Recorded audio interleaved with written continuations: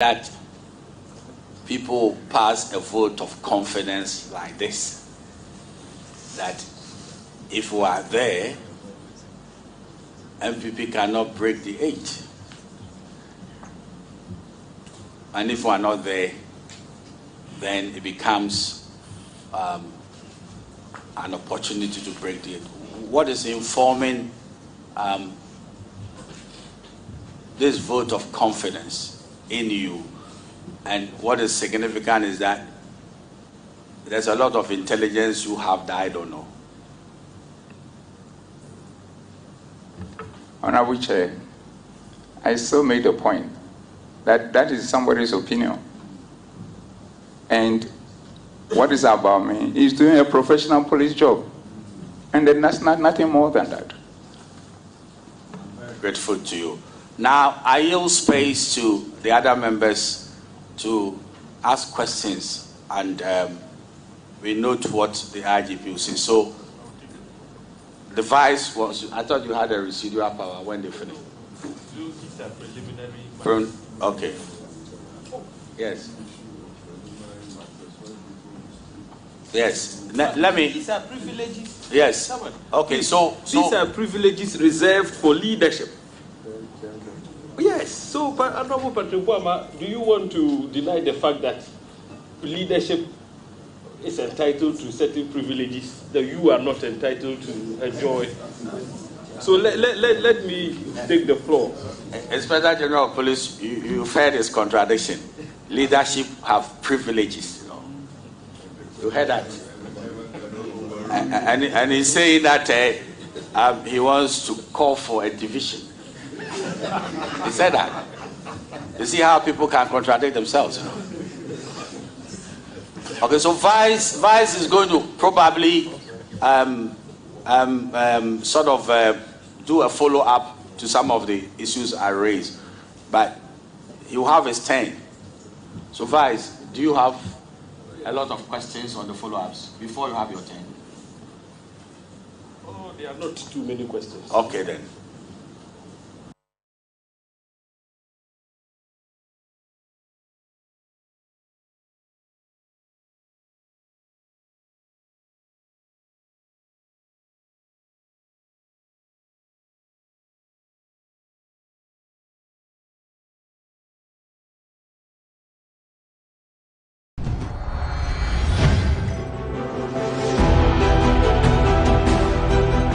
Age-old rivalry that senior high schools engage in is still present within alumni.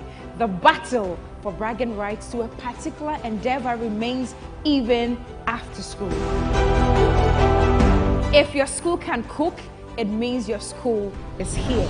If your school can boast of good culinary masterminds, this right here is the perfect platform to showcase that skill set. Alumni have met, and they have chosen representatives to take up the task of preparing extraordinary dishes to bring victory to their respective schools. Tell me what you're cooking. Week in, week out, these schools will mount these workstations in a bid to buy your nutritional affinity to them. Ladies and gentlemen, prepare your taste buds and fasten your aprons. These culinary experts are set to battle for the enviable crown of being tagged Lords of the Kitchen. This is Kitchen Wars Season 2. Kitchen Wars Season 2, Sundays at 5 p.m. on TV3. Don't miss it. Sponsored by Gino Tomato Mix and Napa Foods. Say Napa. Enye ono soko. PGL. In respect of the recording of the leaked audio. Honorable Chair, like the chairman asked initially, I did not play any role in it.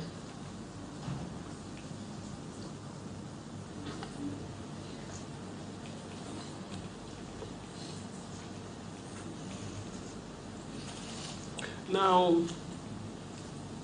IGP, you also read through the proceedings and you would find that in it, you may want to respond to this in the open. I don't know how it sits with you, but you were also accused of being the worst IGP this country has ever had. How did you receive the accusation, and what is your reaction?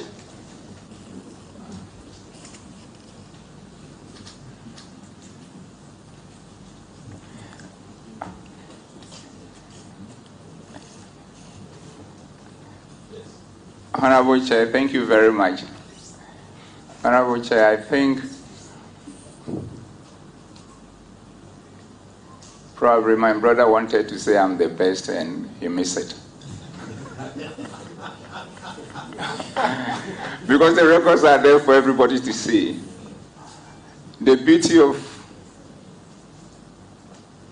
mankind is that everybody has an opinion and he can express it in any form of shape. But that has not changed the facts. And this is the point, Honorable Chair. Since my colleagues and I, and the rest of the commands across the country, had opportunity, by the grace of God, and with the honor done me by His Excellency the President, Nana Addo Dankwa Akufo-Addo, we committed ourselves to transforming the organization to become the best institution in the country and a reference point for Africa and beyond, in a teamwork fashion, based on Genesis 1:26. So even granted that I'm the worst, then all of us collectively are the worst, including probably my brother who was serving in that capacity as member of the team that I lead. So I think it was a slip of tongue on his part. But let me speak to the issue. This is what it is. We, the current administration, want to be the best in terms of all those who have come before us. And we have a good reason for that, Honorable Chair. And we are there getting on to becoming the best in the history of the country. And I'll explain. The reason why we want to be the best and we are getting to be the best as a police administration under my leadership is that when most of our forebearers were there, we saw what they did right and the challenges they face. So being a graduate of management and leadership and a continuous student of sociology, psychology, and philosophy, it is just clear that when you saw your forebearers doing what they were doing, and you saw what they were doing right, and you saw the challenges they were facing, and you have this background, and you have the opportunity, you surely should perform better than them. And this is simple.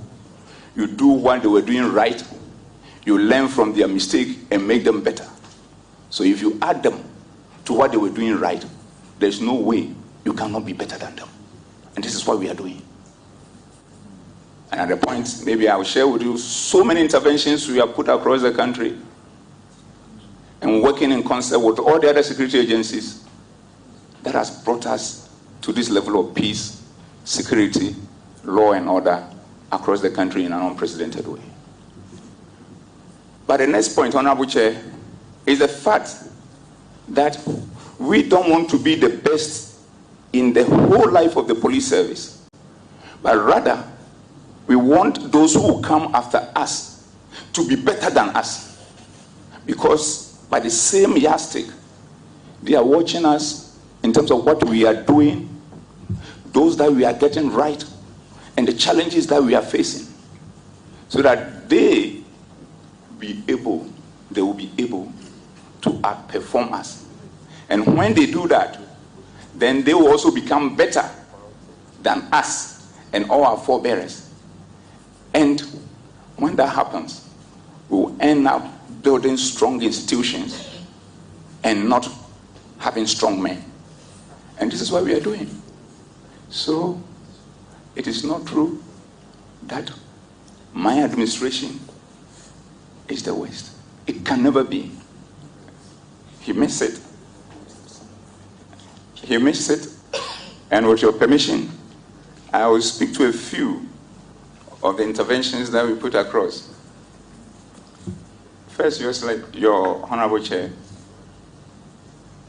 we came in at a time that so many places across the country were engulfed by criminal elements, especially armed robbers all over the place. And now, across all the major highways, you can feel it. In the past,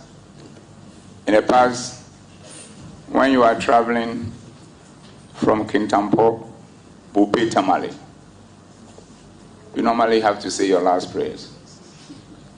What is the situation now? In the past, when you are traveling from Tafo or Simu, Begro to Kwau, it was virtually a no-go area. In the past, when you are traveling from Kintampo, Zamrama to Prime, it was a horrific journey. In the past, when you are traveling from Efijase through Kumau to Robonso to Mamikrobo, you must forget it. In the past, when you are traveling from Bamboy, Bole, Tuna, Tuwa, it's another ballgame. In the past, when you are traveling from Takwa to Bogoso, Wasel Kropon, it was a sad scene. In the past, when you are traveling from Lungaonofin, even to Asimfosu, a terrible situation. And from Praso to New Adubiase, to my big brother's hometown, Bekwai, to Kumasi, it was another thing. I can go on and on and on. And as for Donkokrom, it was a daily thing. We've worked together as a team at all levels of command and across all the security agencies to normalize the situation. Equally, the crimes that were happening, residential robberies in all our cities, we've stemmed the tide in a committed way. It is just one. Honorable Chair, with the support of the Police Council, with discussion, and with the approval of His Excellency the President, we have created 7 more new police regions to bring policing closer to the people of this country. Because our assessment when we came to office, we saw that policing across the country was very minimal, roughly about 47 or thereabout %. But with instructions from Mr. President, we've been able to deepen policing in a manner that has never happened before. And that dovetailed into the concept of visibility, where we've demonstrated the presence of policing at all corners of the country through the establishment of 144 regional FPU bases across the country. Currently, the establishment, we've been able to roll out 121 of them. And this comes with an average of 35 officers, number of motorbikes, a vehicle, to ensure that they are engaging the communities, they are patrolling the highways, and then they are patrolling the communities so that they will have their peace of mind to live their life. Honorable Chair, I can go on and on and on. When we came, we have established Police Emergency Medical Intervention Fund with the approval of Mr. President, where 6.1 million cedis is in there to ensure that every police officer who gets injured in the course of duty can be sent to everywhere in the world to give treatment to the person in order to come on board. Honorable Chair, in the process, as you have seen, with our quest to engage the communities and win their hearts and minds, gone across the country with my team, analyze and identify and analyze all their concerns. working on putting measures in place through special groups in order to ensure that they work and keep them safe. Honorable Chair, we have also worked on the issue of decentralizing so many things that were centralized at the headquarters. The welfare department, counseling department, intelligence unit, processing of certain things, including criminal checks. So we are on the quest of ensuring that at the end of the day, we leave the organization better than we come to find it. So all these interventions, almost about 45 or thereabout of them, and putting it together, working with the other security agencies, that is what has brought us far in terms of the type of internal security that we enjoy. So would anybody coming to say that you are the West IGP, it's unfounded, it's unfortunate, and I think the best the person could have done, if he has nothing to say, is probably keep quiet and allow the good people of this country to make a determination on us. And Honorable Chair, the final point on this matter is that it is not about Dampare, it's about the police administration. It is not about Dampare, it's about the police administration. The police is not a sole proprietorship. It is an institution with governance and management structures. Dampare is just one of the officers involved in the governance and the management structure. So that is what it is. And we work in concept and make sure that all decisions that we need to take, we take it as a group. And when it needs the attention of the police council, we get that as well. But the interesting point is this. As my colleagues will bear us out, or will bear me out, all these decisions, where it matters, we even send it to the the regions, the districts, the divisions, and the stations for them to hold meetings and get their inputs involved. And that's the level of teamwork that we brought to bear on the work that we do. So it isn't about Dampare. It is about an institution that we have decided to work together because nobody put a rope on our neck to join the service. And at the end of the day, the service doesn't belong to me. It doesn't belong to any individual. But once we are there to earn our daily bread in service of the people, we have to find a way of working together. And that is what I have done since I came. And my colleagues are the best witnesses for that. I thank you.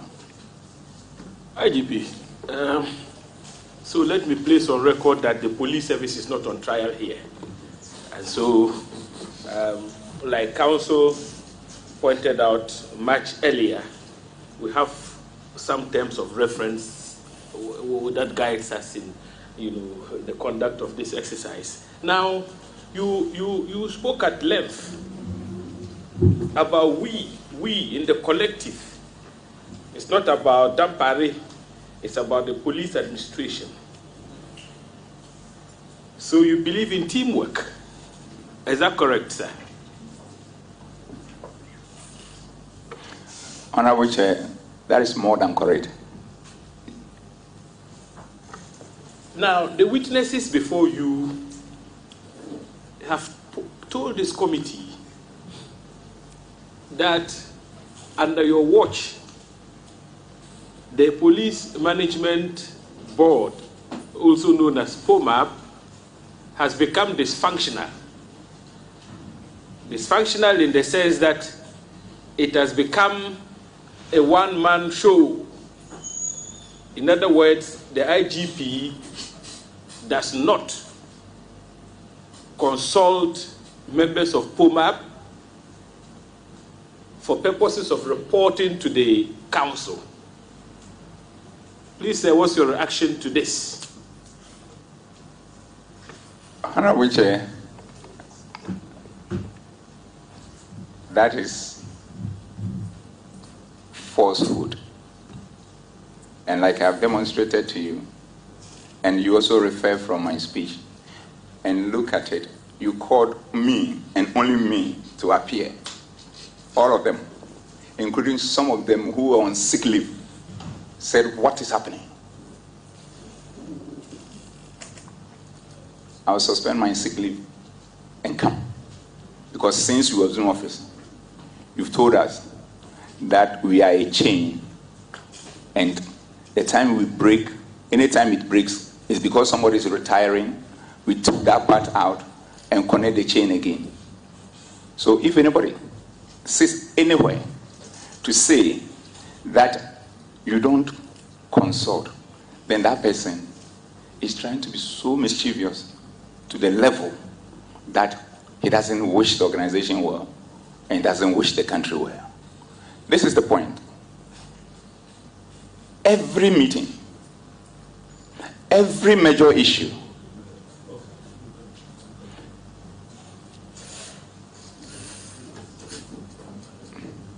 Inspector General of Police. yes, One dimension of this interrogation, which we inform our recommendations, is about matters concerning the setup that you had. So please, you interrogate these matters critically in camera. So if you can veer off all the challenges of the service, the people who protect us should not air their challenges, because people should build confidence in the setup. So I'll crave your kind indulgence that in some of these areas of police and what you might be going through and unity and disunity will be better addressed in camera. Yes. Honorable Chair, I am answering a question about what is out there in the public. The person is saying that I don't do what I'm supposed to do with the team. Yes. And I'm answering to it, and the witnesses to the question is out here, is in here with us. And I need to speak to it so that the public, which has been misinformed, is re-informed with the truth. You've So done that sufficiently. And I have to end it and nail it.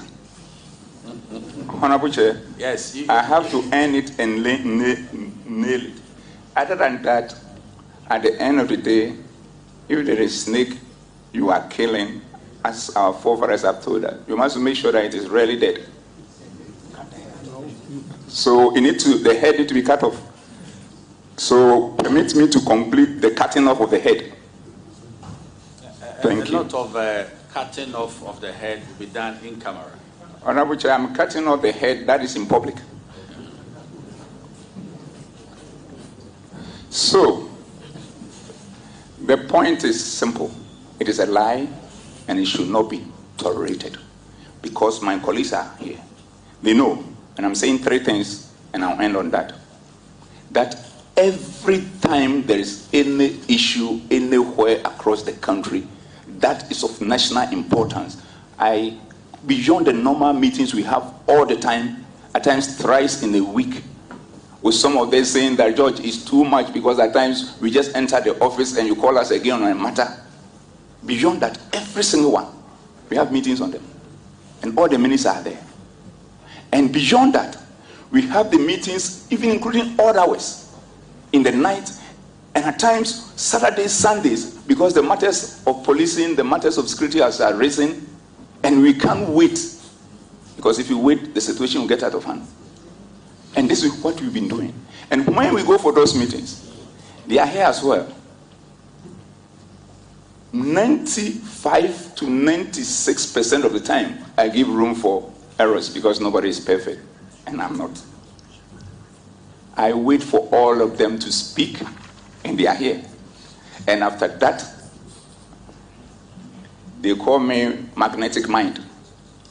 I would then summarize all the position of each one of them, itemize them, and at times I ask them, how many should we have? How many itemization do you think I'm going to have based on this meeting that we've had? And some of them, today we are tired, give us only 10. we are tired, give us 15 or go 8 or out.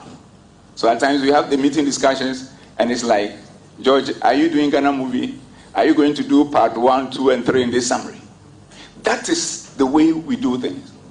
And honorable thing, the second thing is to do with the fact that we consider ourselves as civil servants, and every servant has a master, and the masters of we, the police officers, are the public, even including a week-year-old child.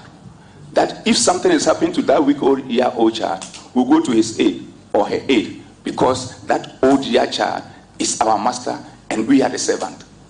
And because I head the organization, I call myself the chief servant. And my colleagues are here.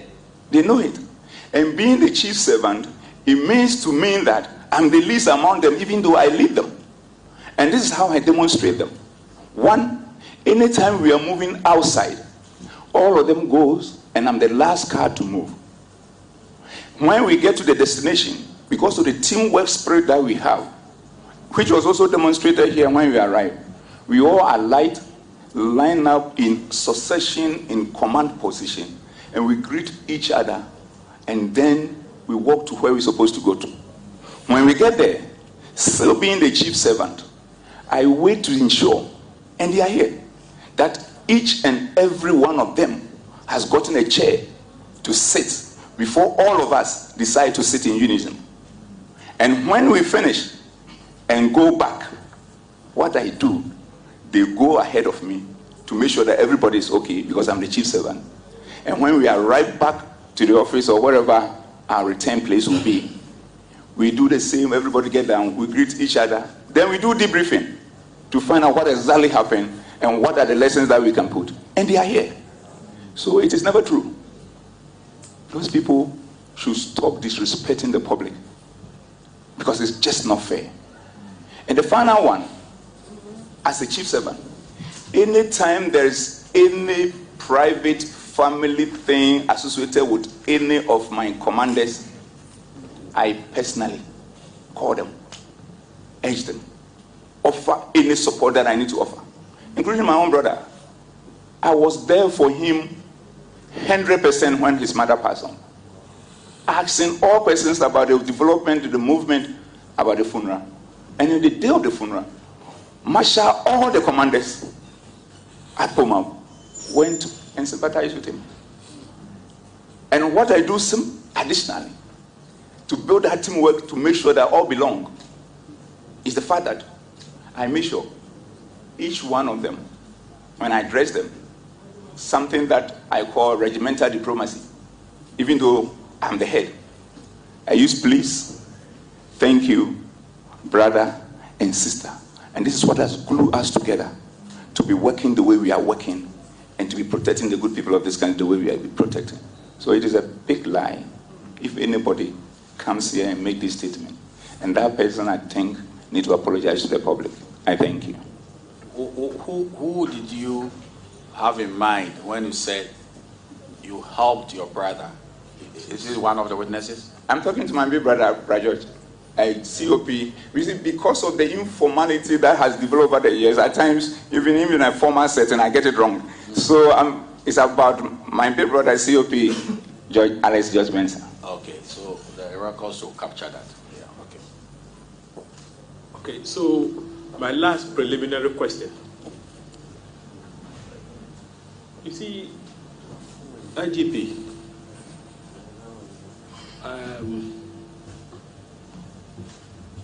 one other thing which has been said about you is that when you policed the Assin North by-election, you deployed virtually the entire POMAB membership.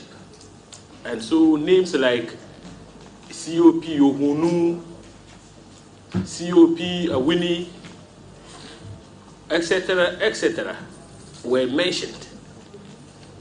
And the conclusion drawn is that those deployments were inimical to the electoral fortunes of the MPP in the Asin North by-election. Sir, what is your reaction to this in terms of deployments? I mean, it's something that you may, in your estimation, you are the IGP, if you think that if you share with us, it might compromise, you know what I'm talking about. You can decline to answer and then do that when we go in camera. But what is your reaction to this? Honorable Chair, my answer will have no security implications. It's a very simple thing, and I've said it time with that number. So my views and the views of my team and the commanders across the country are out there in the public already. But let me recall it by way of summary. The first point is this. When my colleagues and I took over, we realized that anytime there's election, we were too late to operationalize our security arrangement and go about setting of National Election Security Task Force and all that, so close to the election. So there are always issues. So we committed ourselves to mainstreaming election security in all our police operations. So the first thing we did was to establish what we call Police Election Security Secretariat to be involved and streamline election security across the police, so that when one election ends, the policing of the next election begins immediately. So this has been the template that my colleagues and I have been using in handling all subsequent elections since I assumed office. And we've done that for the internal elections of all the political parties, and we have also used the same blueprint to handle all by-elections. But this is the fundamental point. In the past, realize that all by-elections, from Talensi through Cheriponi to Atiwa to Ayawaso and other places, normally do turn violence.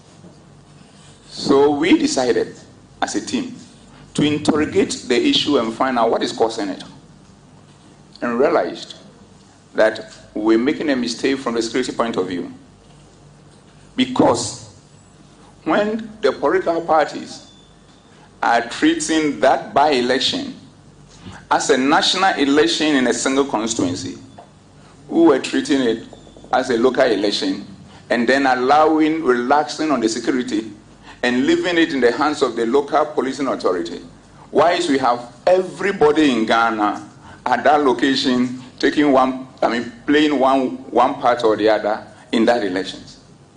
So we resolved that if the political parties and the other stakeholders involved in these by-elections, if they decide to play it local, we, the police, will play it local. If they decide to play district, we, the police, will play district. Then it means that it's a fair match. If they decide to play it regional, we, the police, will play regional. But if they decide to consider the election as a national one, then we, the policing too, will be national. And I know this is also not tenable. And on the lighter side, if they decide to play it international, we also will do it international. So it is that informs the deployment. Because the whole Ghana is at that constituency. So the whole police must also be at that constituency. And that is what has helped us. That's all the by-elections that has been done using this model has not resulted in any violence. And that's why I want to end it. I thank you, Honorable Chair. So, Chairman, I yield for now. Okay. Yes. So, Honorable Yabuama, if you can commence your interrogations. Chairman, I believe these are preliminary matters. Yes. Not going into... No, not going into serious adduction of evidence here. Very well.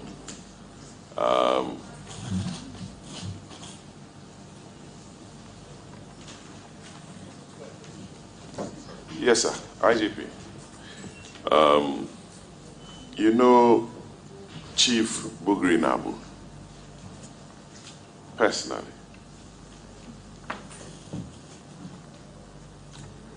Honorable Chair, I know Chief Bugri Nabu, and my knowledge of him is like the knowledge that I have for most people that I come across, and like the knowledge I have for virtually everybody at the committee level, and also so many Ghanaians out there. Thank you. Does he visit your office? Honorable Chair, it's not that I'm aware.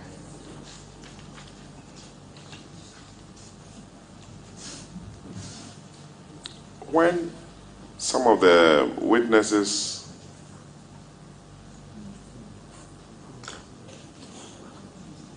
Inspector General of Police, when he asked you this question, that does he visit your office, you said not that you are aware of. Is there any recording that, for instance, Atatia came to the IGP's office, and even if when we are not there, somebody will tell you that in your absence, so and so came to your office? Honorable Chair, I have my ADC who let me know if anybody is in my office. But the aspect of recording and everything is done at the reception area. So if somebody came to where you are as the IGP, you'll be informed that Atachian was here? Yes, Honorable Chair. So I think the question demanded a yes or no answer. But when you say not that you are aware of, then you leave the issue at large. Honorable Chair, if that is the understanding, then I'm sorry. Yes, I please. don't. The answer, not that I'm aware, simply means that he has not visited me. Yes, please. Thank you for the clarification here. Yes, Chairman. So Chief Bugri Nabu does not have any commercial dealings with the police administration. That's it. That is correct. And for that, I want to respond to the fact that it's one of the falsehoods that have been put out in the public domain. He has no dealings, and I hear some contract, nothing. Thank you, Honorable Chair.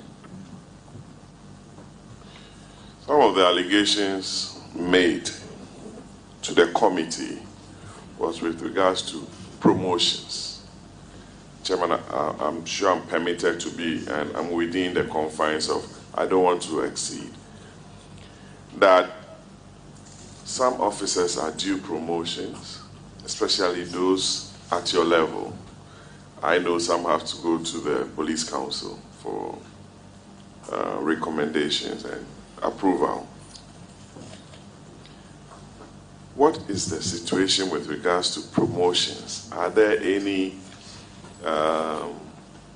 hold-ups with regards to promotion of certain junior officers within the service? Honorable Chair, there is no hold-up of promotion of any junior officer in the whole police service. Even as we speak, the structure has been that any junior officer who is 4 years are sent to training and they are promoted. And we are waiting to have all of them promoted. Those who are due, the next set of junior officers who are due for promotion, who are now, we have worked on in trying to rebuild their capacity, send them to Ashremartin in the eastern region to reshape and recalibrate them. Are currently there, and we are rolling out these and making sure that they are promoted in December. And we've arranged it in such a way that it becomes like something like a Christmas stuff. So nobody in the service, at the junior rank that you are saying, whose promotion is being held. So that is another set of concocted story that is being put out there for mischievous reasons. What about those senior officers whose promotions have to be sent from management to council? Honorable Chair, every one of them, with the exception of a few, have been sent. And the few who have been sent, and the few who are there, is based on the fact that beyond the number of years that you have been in the position, there is other factors. Other factors. And I'm told a few is about 7 or 8 or 9 other factors that come into it.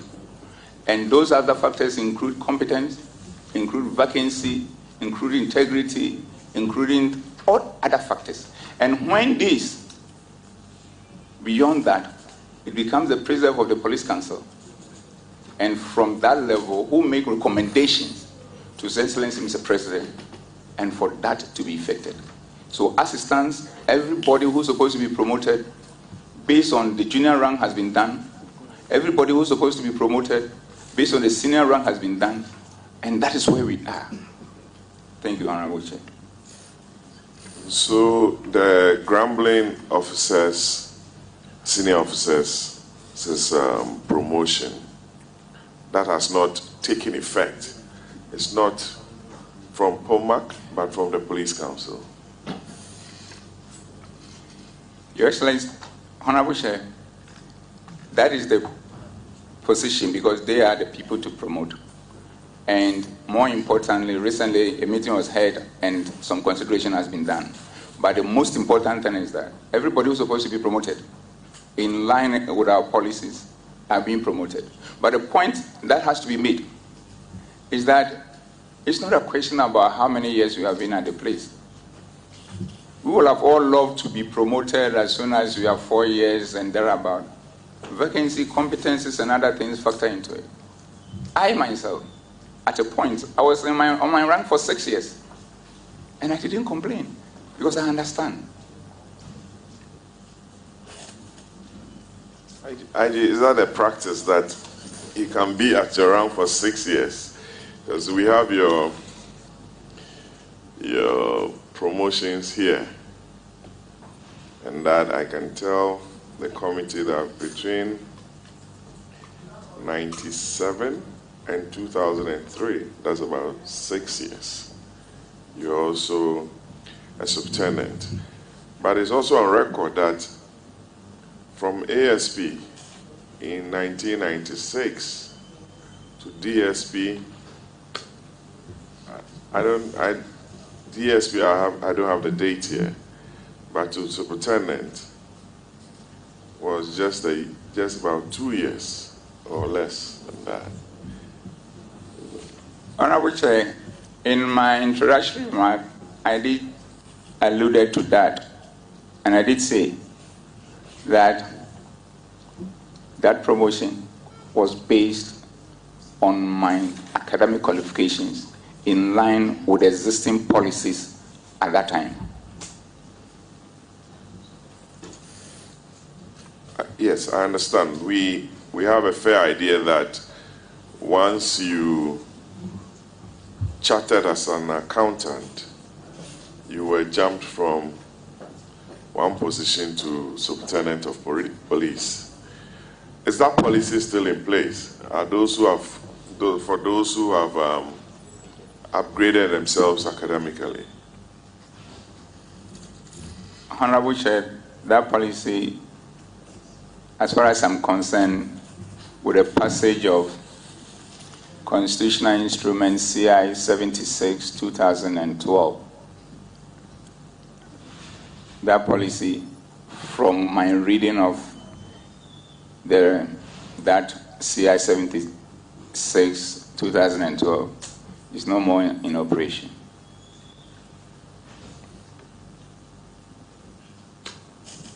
We determine the seriousness of that, Mr. Annan. We were also told that some junior officers have been jumped or triple jumped by your good self. without having gone through the merits, and it became an issue for us to interrogate. Can you speak to that, please?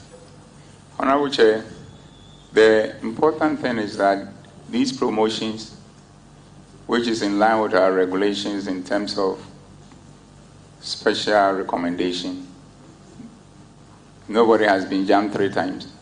But the most important thing is this. These are matters that are discussed by Police Council and approved. So if a decision on that matter has been welcomed by the Police Council, I think it will be difficult for me to speak to it. Do you have a unit called the inspection unit? Yes, Honorable Chair, we do. What is their duty? What are their duties or functions? Honorable Chair, broadly I can say that the document establishing them, I don't have it readily here, but as the name sound, they are out there to ensure that they do inspection of police facilities, police records, and they make recommendations. And there are 16 officers in one office, we are told.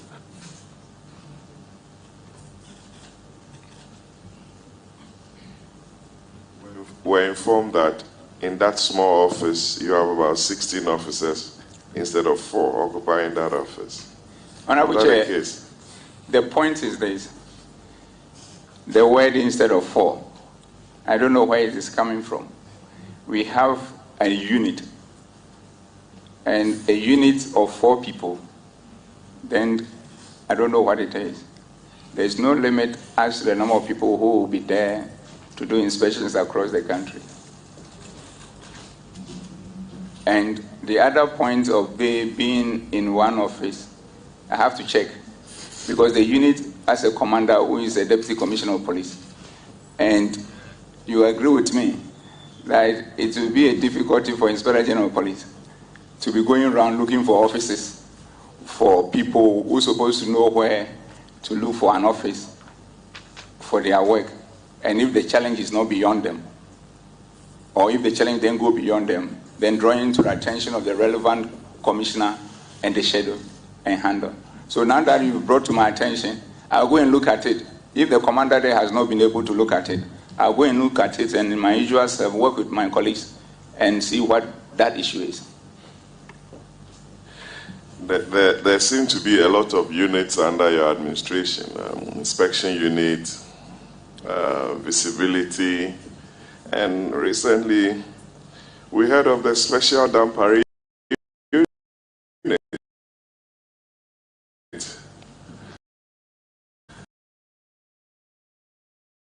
Special Dampari unit for purpose who are untouchable, who don't report to anybody and to the Inspector General of Police. And we are told some of them have beard, some wear earrings, and not properly attired, and a lot more. Is there any unit within the service like that? Honorable Chair, first of all, there is no unit called Special Dampari Unit. It's a figment of people's imagination. And I think the point must be made. The second point is that there is a police intelligence directorate which complements police operations. And what has happened in the past is that we were having challenges when it comes to these operations, and we needed to top up with our intelligence, and the intelligence were at only the national level. So my colleagues and I, once again, worked together, and we decided to decentralize that unit such that each of the 25 policing commands will have their own intelligence unit that shape intelligence gathering to inform the operations of the region. So all those units are under the various regional commanders, and then they also work in tandem with the National Director General in charge of intelligence. They don't report to me. Thank you. not to personalize matters. You want to come in? Okay. Oh, Aji, the concluding part of your response is where I want to, proceed from. You said they don't report to you. Now, part of the allegations against you is that unit in question reports only to you. They don't take instructions from your commanders. I think that was part of the testimony before the committee when previous witnesses appeared. So, sir, what's your reaction to that? Honorable Chair, like I said, they are a unit that has been institutionalized with the commanders and a chain of command up to the national level, with a director general in charge. But when you go to the regions, it's like CID, which will work with the regional commander as one of his subordinates, and when it comes to criminal investigations, and yet they also work in tandem with the director general CID. This is the same framework that has been used for the establishment and decentralization of the intelligence component of the police service. In the past, it's like intelligence were things that we needed to keep improving as an institution and also work across other security agencies and the intelligence component, and to make sure that this country continue to be at peace with itself. So the units are institutionalized. The units are with the regional commanders, and at the national level, they have a director general who is in charge of them, and who from time to time give us a briefing on our daily meetings, on our weekly meetings, and when we also have emergency meetings on matters of concern, and we get it done. There is nothing like anybody or a group of people out of the normal chain of command reporting to Dampara on anything. It is a lie. IG, what is your administration's relationship with the military high command? We were given an impression that all wasn't well with the police administration and the military high command. Honorable Chair, this is another lie just to paint you black, or typically calling a dog a bag neck and hanky. We have an excellent relationship with all the heads of the security agencies. And it's so excellent that at the end of the day, the cordiality goes beyond official work. The beauty of it is this. Constitutionally, each and every of the agencies has their role to play. And we know where we also need to work together in what I term institutional teamwork and get things done for this country.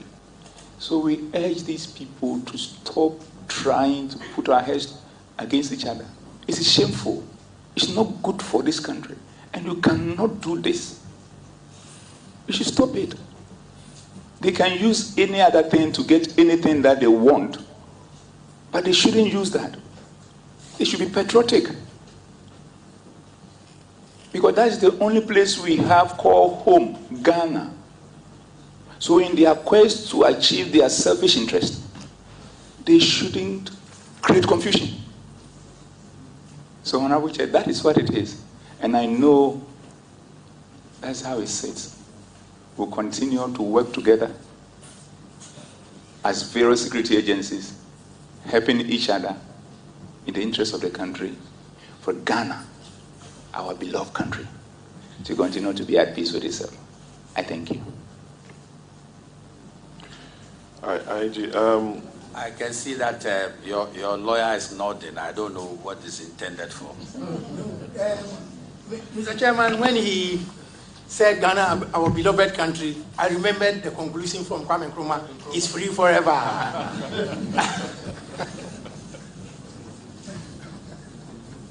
Thank you. IG, you once served as the ADC to former President Mills, and COP Mensah also once served as the ADC to Vice President Akkar. Would you want to comment on that role, especially when some of the witnesses, or from our information, try to use that as a weapon against your office, in my humble view? Thank you. Thank you, Honorable Chair. Honorable Chair, I'm happy you spoke to that fact. And I want to take this opportunity to urge all my colleagues in all the non-partisan institutions to keep the sanctity of that institution and stop trying to impute politics into it in a manner that will compromise its responsibility, and especially in my case, the police service in the maintenance of law and order. And I'm happy you did mention the fact that my big brother, George, served as an ADC during President Rawlings and Vice President Akkar's time. Before him was another big brother of mine, the former Inspector General of Police, Mr. David Asante-Apietu, who also served as the ADC during President Rawlings and Vice President Akkar's regime. Then after that, ASP, I have to get the name correct, another ASP served as the ADC during President Rawlings and Vice President Akkar's and Vice President Mills' time. Then in the course of his tenure, I was also called upon to go and serve as an ADC to His Excellency, the Vice President, Professor Mills. And I was there for a year and about 6 or 7 months. And I was asked to be replaced because I had become a chartered accountant and I was going to be promoted to the rank of subtenant based on my academic qualification. So I cannot continue to serve as an ADC. So I was replaced by, that time, I'm not sure whether he was an ASP or DSP, and may his soul rest in peace, another brother of mine, Frank Kofi. So from there, all the other regimes, we have had police officers by our arrangement serving as ADC to Vice President. And you will be there, you will be called, it's a call to duty, you can't stop it. But beyond that, after serving as an ADC to Professor Mills, which was somewhere, I need to collect 2007 and 2008, thereabout, and I stand to be corrected on that.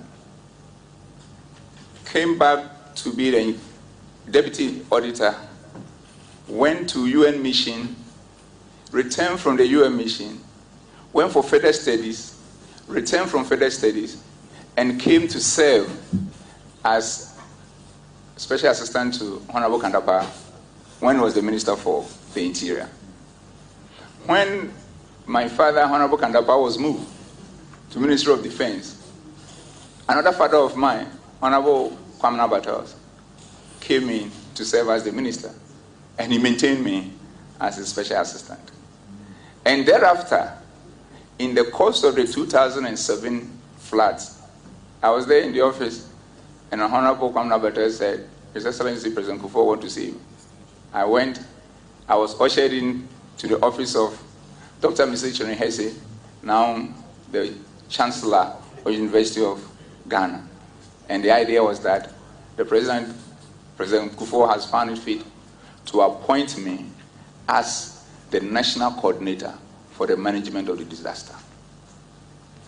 And that is how I have served Ghana outside my policing career, I think. Behind you are members of POMAC, I'm sure. Members of POMAC. seated behind you. I believe so. Yes, sir.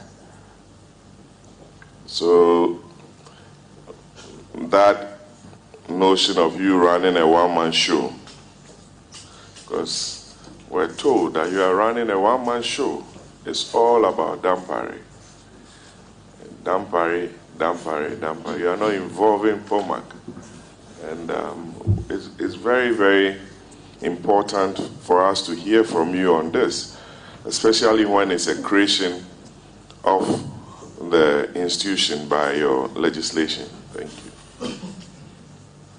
Honorable Chair, I think I addressed this question area, but I'll re-echo the fundamental points. Unfortunately, they are not on oath, so that they cannot testify on this matter. If they had been on oath, we would have heard them, what they would say. They call it United POMAP. United POMAP. That's what they call it. And it's a chain. Nobody breaks it. Unless you are going to a retirement, we take you out, and then we reconnect the chain. And I said, we can't go anywhere without making sure that they are ahead of me. We can't arrive at any destination without making sure that we account for everybody. We cannot go and sit at anywhere without making sure that everybody has a chair. And we cannot start any meeting without making sure that where is everyone? And if the person is not on leave, the person is not doing any other assignment, we make sure that we even wait for the person.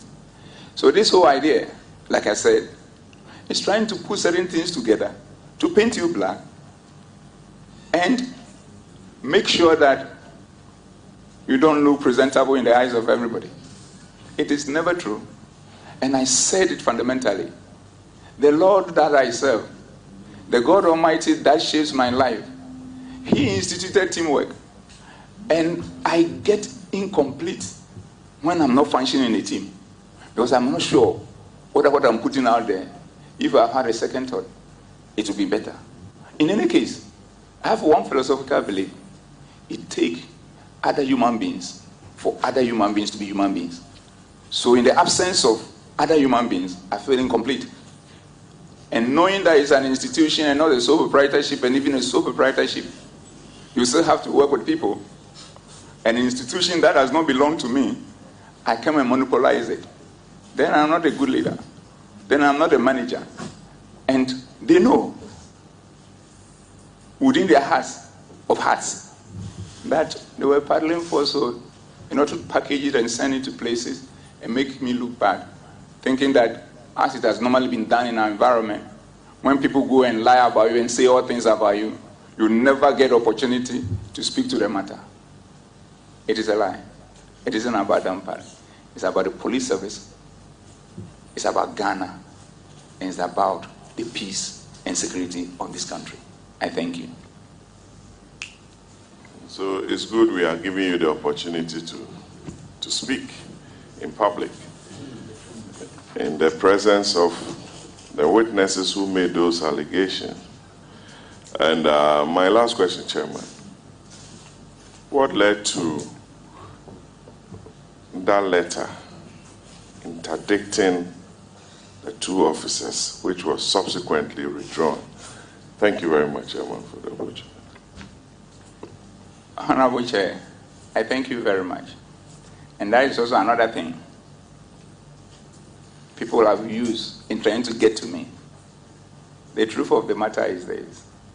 When all these things happen, whilst we are focused on ensuring that we work together as a team across the country and also across all the other security agencies to continue to maintain peace and security for our beloved country, then you get to a point and these things happen. And you feel pain that your own brothers can go and do this against you. But you forgive because such is nature. And the more you forgive, the more you become stronger and preserve your health. So I moved on. But I said that whatever is going on, I recused myself from the process. So I was not part of whatever decision that was taken to interdict or de-interdict anyone. It is a matter that was considered at the police council, and they handled it in my absence.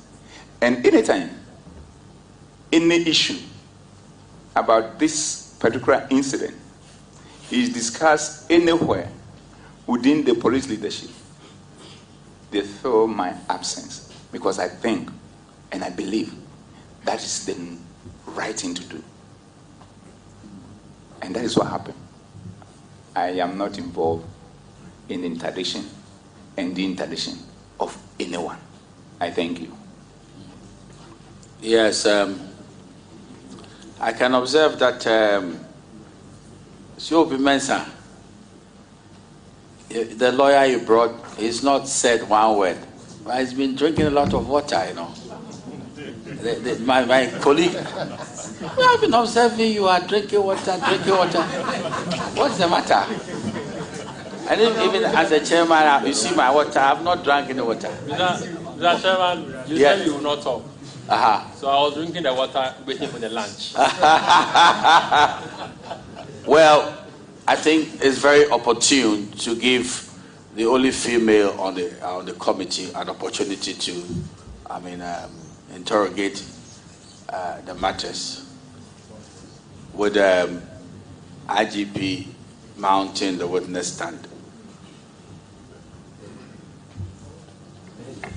Thank you, Mr. Chair.